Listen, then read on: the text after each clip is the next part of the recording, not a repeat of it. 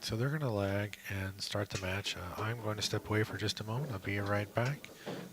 Thanks for joining, everybody. If anybody has any questions, go ahead and leave them in the chat, and I'll try and get them answered as soon as I get back. Enjoy.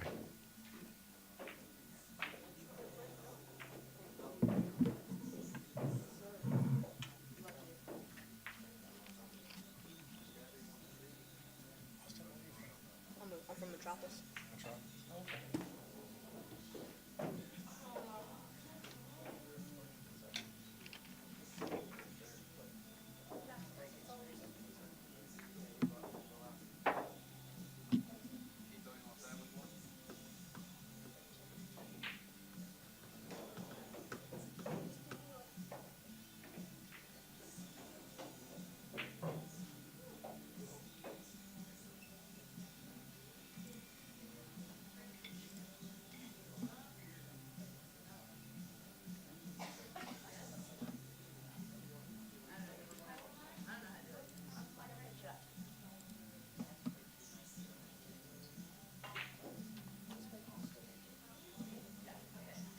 Good luck to you.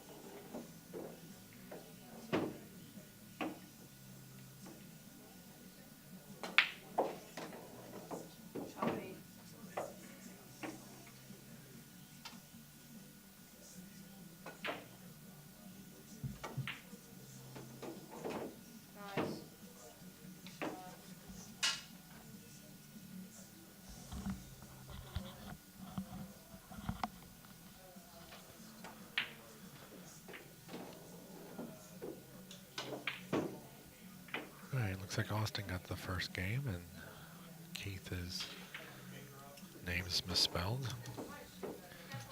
And he's well on his way to getting the second game. They're tied up at 1.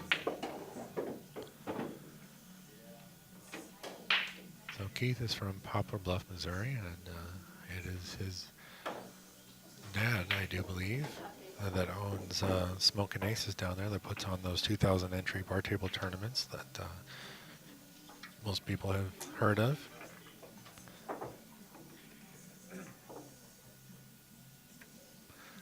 Austin is from Metropolis, Illinois, so he's not far from Paducah, which is where Skylar sits. And Teacher Man just came in. Don't knock over the cameras, Teach. All right. So Teacher just came in. You want to hop on the mic? Sure, hop on. All right. Hello. So you can adjust that mouthpiece a little bit there. Get a little closer. There we go. I'm joined here by a Teacher, having some chair issues, but owner Teacher's Billiards out in St. Charles or St. Peter's, whichever you like. Well, we got some great players here today. Oh, we got a little snap action going on here. Looks like Keith got another one. So he just had a great run out. Looks like he snapped the 9 and he goes up 2-1 over Austin. Where do we stand in the tournament? I think this is Is there a bracket somewhere? No, there's no bracket. It's a round robin format. Basically, it's that whole table of papers over there that Mark's kind of managing. This is the second round of the boys, and this is both Keith's and Austin's second match on the TV table. But this Austin kid here in the blue shirt plays outstanding. He's from Metropolis. I think he plays with Skylar quite a bit. And Keith here is Mikey McKuin's son from down in Poplar Bluff. So these kids are playing real strong. Serena Black is still doing over there. I'm pretty sure she's got the win locked up, but they're just finishing the round robin format.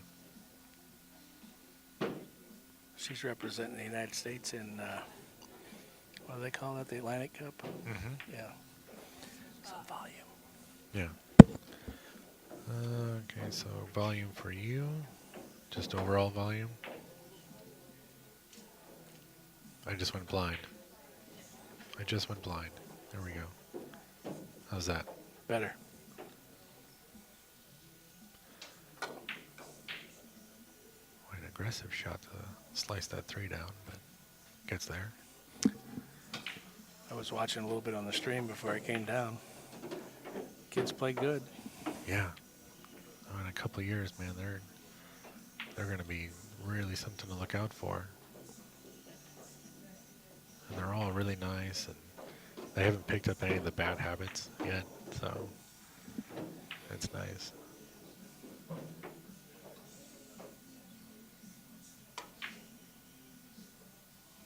Whoops, little hiccup there.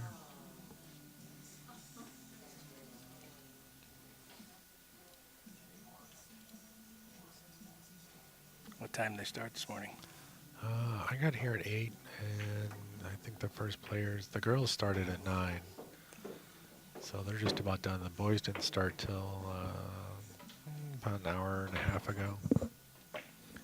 Is there age separation too, or is it just boys and girls? Today is the 14 and under boys division. The girls are 18 and under. There was a separate 14 and under division, but I think there was only one girl that was 14 or under. So they just combined the two, and so she's pretty much a shoe-in for that division. But the 18 and under boys was last weekend, and a kid from Oklahoma City named Michael Ott, or Micah Ott, won that. And it was close. His match to win it was a Hill match against Devin Stagner. Oh yeah, I know Devin. Yeah, he plays real good too. He does. Was Ricky Evans in it last week? No, he wasn't here. I think they were traveling. Because I know Nick played in the Omega Billiards Tour down in Texas I can't think of the actual name of the city that it's down, but it's somewhere in Texas. It's not San Antonio, though. So the BCA juniors that Andy Quinn won years ago, this is the equivalent of that, right? Although it's not BCA anymore. Correct. Yeah. Yeah, it's pretty much the same thing. But yeah, it's not BCA. This is all put on by the BEF, which is kind of a standalone juniors only kind of thing. Where's the Nationals? This year, the Nationals will be in Chicago. Well, that could have turned out a lot worse, couldn't it? Mm-hmm.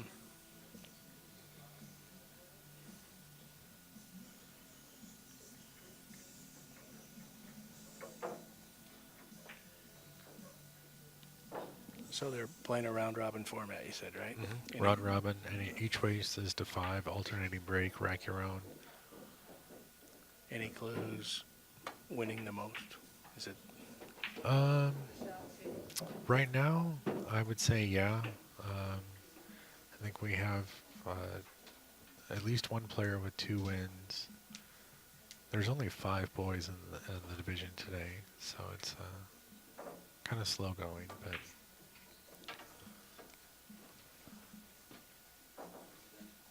yeah. just raised up when he shot that shot? Yeah. When I yeah. walked in, he made a nice run of 4 or 5 balls and didn't raise up a bit. That one there, he raised right up. Yeah, I've noticed that their fundamentals overall are pretty solid, but you see those little quirks a lot more often than you would in maybe a more seasoned player.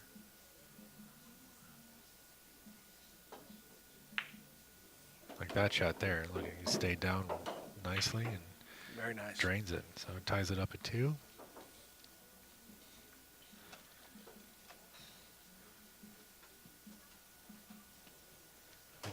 Nobody likes shooting spot shots, and so It's a lost art. Yeah, lost art. We used to shoot them all the time.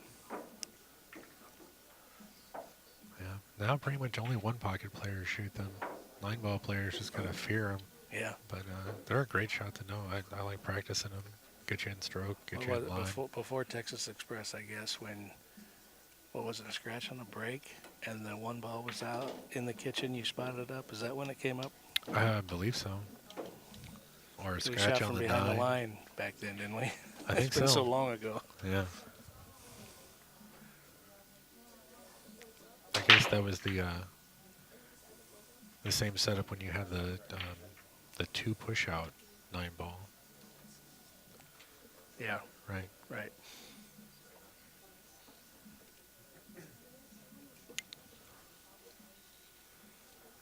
Yeah, all these kids have really spent time with the break, and they do a good job controlling the cue ball, and their speed control is pretty good.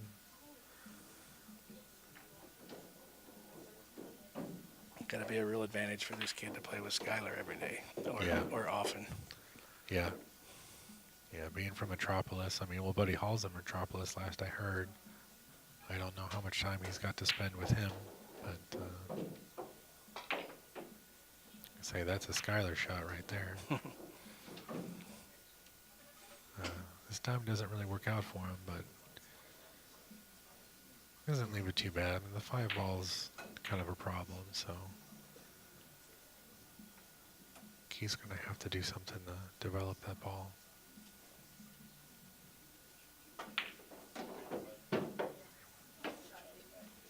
Yeah, he stayed down. He's nice. He's actually got a really nice angle. He can come into these balls now if he wants.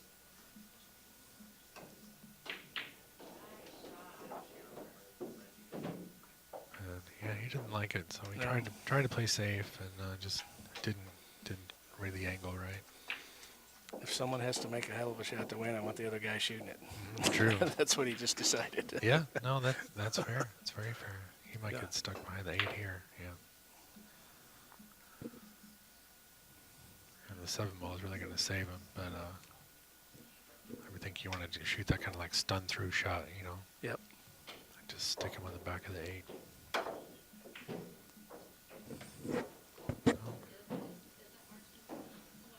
So ball in hand.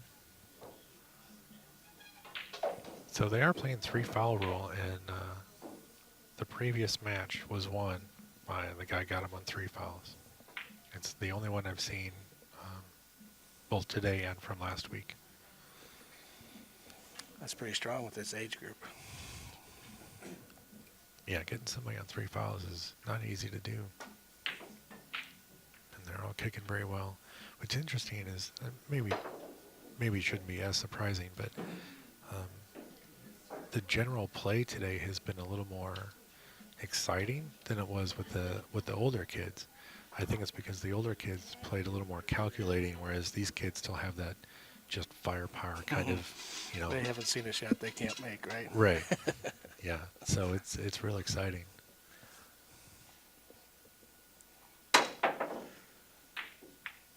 Oh wow.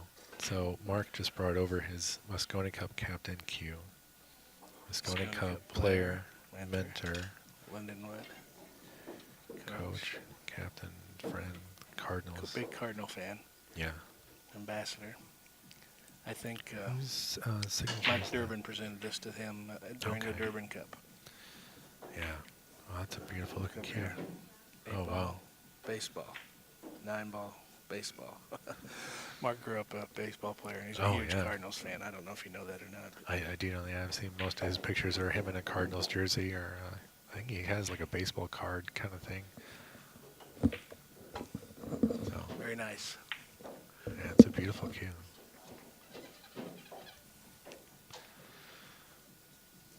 All right, so Keith's got ball in hand. I don't know if Austin's on 2 now or not, but we'll find out based on how he decides to play this ball.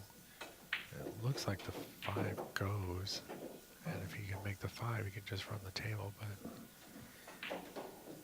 He must be on 2, or he'd be running out.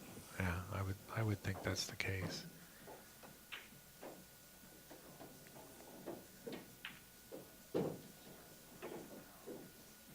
Speed control is critical here. The closer it gets to the rail, the easier it is to hit that ball. Yeah. But we'll see. He got it pretty good. He's going to go 2 rails at it like that. Oh.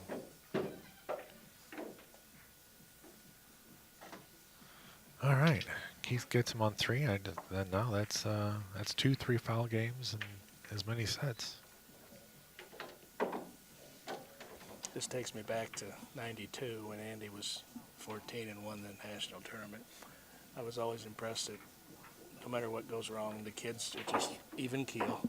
Yeah. They kind of support each other a little bit. Yeah, they've all been real Quite a bit friendly. different from your local. It is, which is unfortunate, but that's one of the things I really love about watching the young kids play is that I hope that they keep that kind of positive mentality, you know, even if things aren't going their way. Like, they can be upset with their own play, but they're never rude, and, you know, they're never overly down about anything. They're just,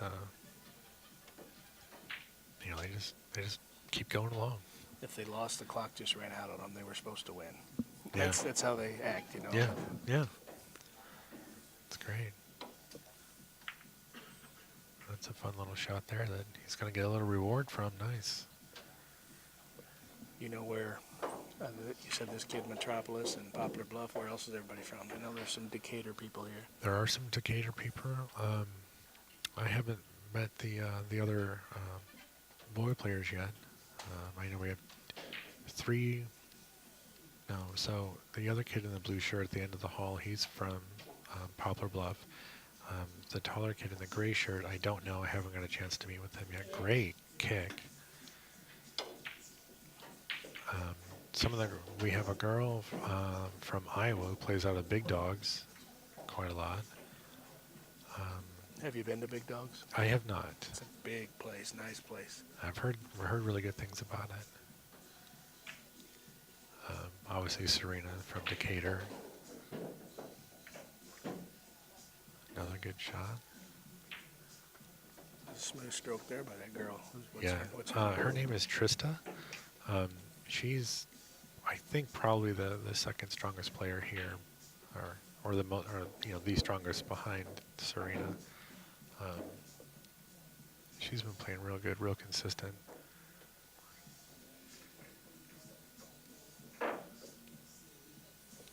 The girl she's playing is, I think she's one of the Caitlins, who would probably be my number 3. No, my number 3 pick is actually sitting down in the glasses over there. So this girl, I think, was what I would call number 4. But, don't get around. Nope. No rail. All right. Let's see if he's going to try and... The 2 to the 3 would really be the only, quote, problem on the table if you wanted to run him out, but... Just because you're going long rail or short rail to short rail. He likes that 3-foul rule now. Yeah. Oh, he's on 2. Austin's on 2 again. Is he? Yeah. So this is going to be another one. Yeah, this is a little Z kick here. Long rail, and just kind of hope they smack it. Like that. Oh. Someone's going to be practicing kicking when they get home, I think. Yeah. Oh, I just... Oh.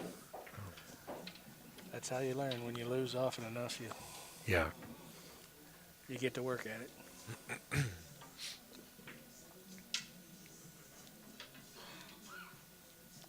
It's one of the things I really wish about if I had a table at my house. I could practice those kind of things. You know, fundamentals and general strategies.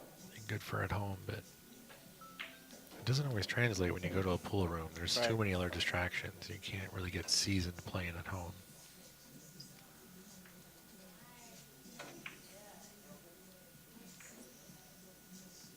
When I was up and comer, I had a 9-foot table in my basement. And I practiced everything like you said. Every practice session I would finish with, I'm not quitting until I run a rack of 9 ball. Break ball in hand, run a rack of 9 ball. And this is no kidding. Often, 3-4 hours later, I'm still trying to break and run that rack of 9 ball, and I would not quit until I did it. That's important.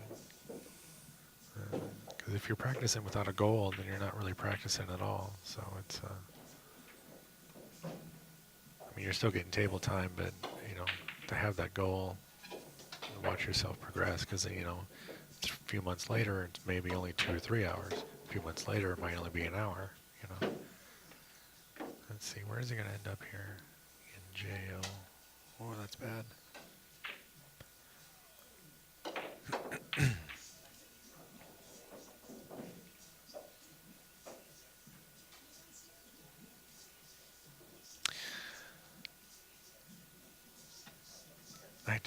I saw the chat. I remember when Danny DiLiberto said that kids' first words from Kentucky aren't anything mom or dad or nothing. It's always straight back.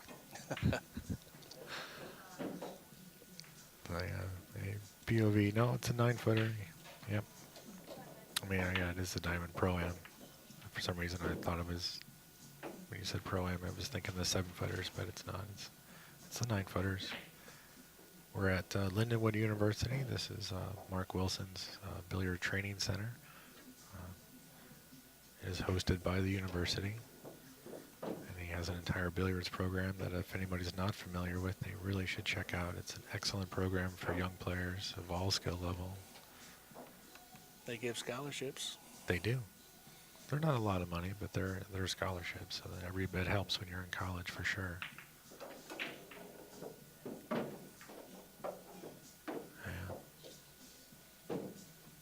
I don't think he was expecting to catch the 4 as full as he did.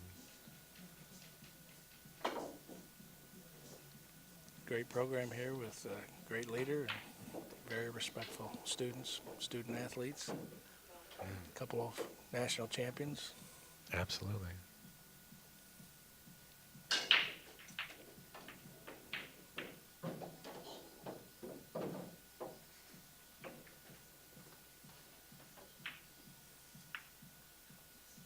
I was kind of expecting him to kind of return the favor, but I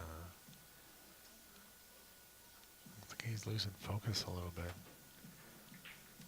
He's a really, really fast player, so this kind of like slow safety play has really thrown him off, I think.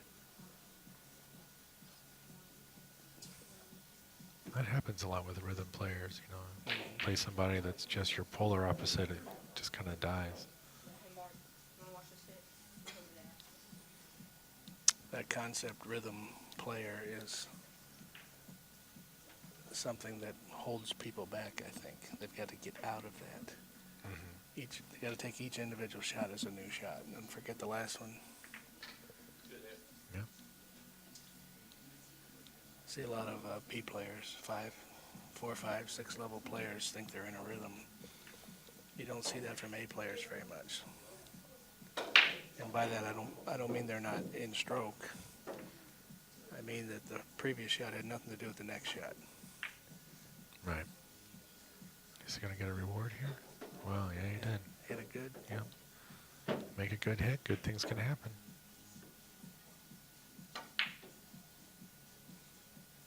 How's his speed? Those are two big blockers right there.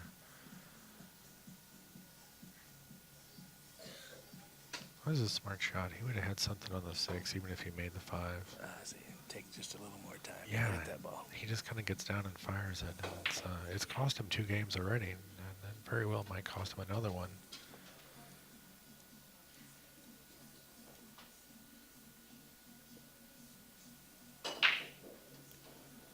So, I know Keith lost his first match, and he's on the hill here, so he would be 1-1. Was that Dakota that beat him? I guess I was watching Yes. that match before it came out. You said they're both from Poplar Bluff, right? Yes.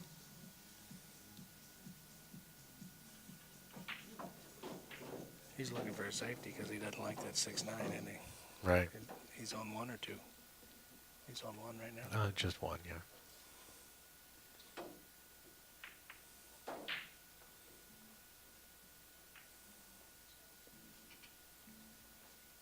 I mean, it's easy enough to break the balls out, but you really have to control your tangent line and make sure you go into the balls the way you want to go into them and read them the right way.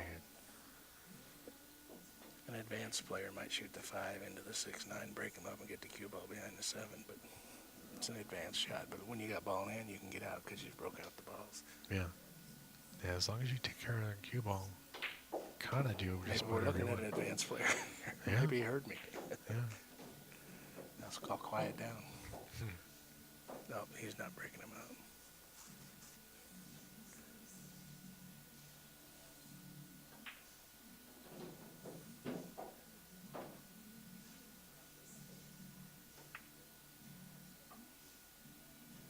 Yeah, he still wanted to use that 6'9" as a blocker, and I don't think he got there. Yeah, so let's see. Austin's kind of been sitting for a while and hadn't really had a chance to do much. Yeah. He's got that full arm collapse follow through that sometimes you don't see with a lot of the players, but Austin does. yeah. The end of his, I mean, it's not every time, but, for those long shots, you see those guys, they accentuate the follow through to where, They're staring. their bridge hand is at the joint.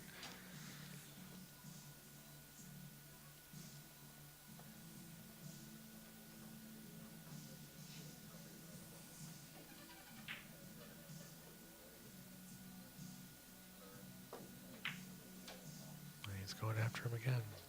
Nobody wants to mess with that 6'9". I don't blame him. I mean, there's no guarantee of anything good coming out of that. And you just have to be patient and wait for your turn to where you can really control what happens with them.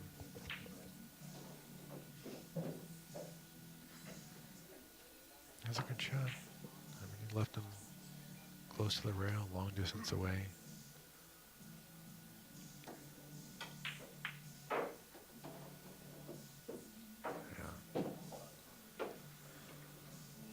Looks like he's straight into the side. I don't know he can do much here, but yeah, he started messing with it. He'll probably just try and roll up on it, and I don't know. Guess we'll see.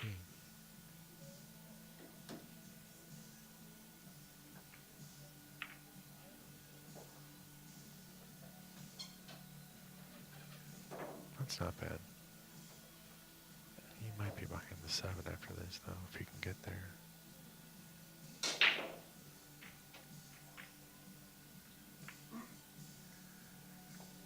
That's one thing I really like to see when you're going to shoot soft. Did you notice how close his bridge hand was to the cue ball? A lot of people slow their swing down instead of shorten it. That's pretty advanced technique there by Keith. Well, from what I understand, his dad is quite a player, so I would hope that he would be passing on some of that good information. Uh-oh. Yeah, that's not good. Tied up to 7, though. Gonna take a good shot to win. Yeah. The 6 ball, I can't tell if the 6 is stuck to the 8 or not, but I think he's all right. He brushed it, but he's got another trick shot here. I think he can actually make it rail first behind the 9, but it's tricky. He's probably just gonna, yeah. Oh, he missed it. Too thin.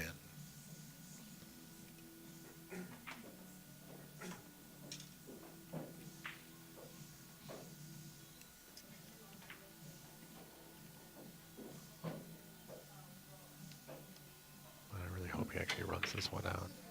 Is the 7 is the 8 blocking that hole? No, No. it goes clean. I mean, at worst, it's a guide rail, but it goes clean.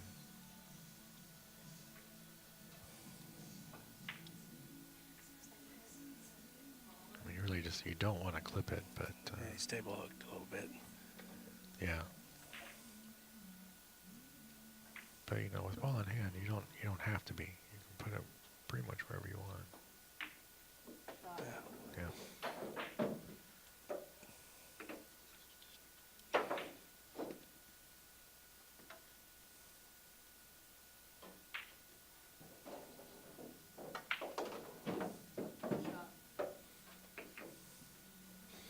All right. Pretty standard back cut here for the win.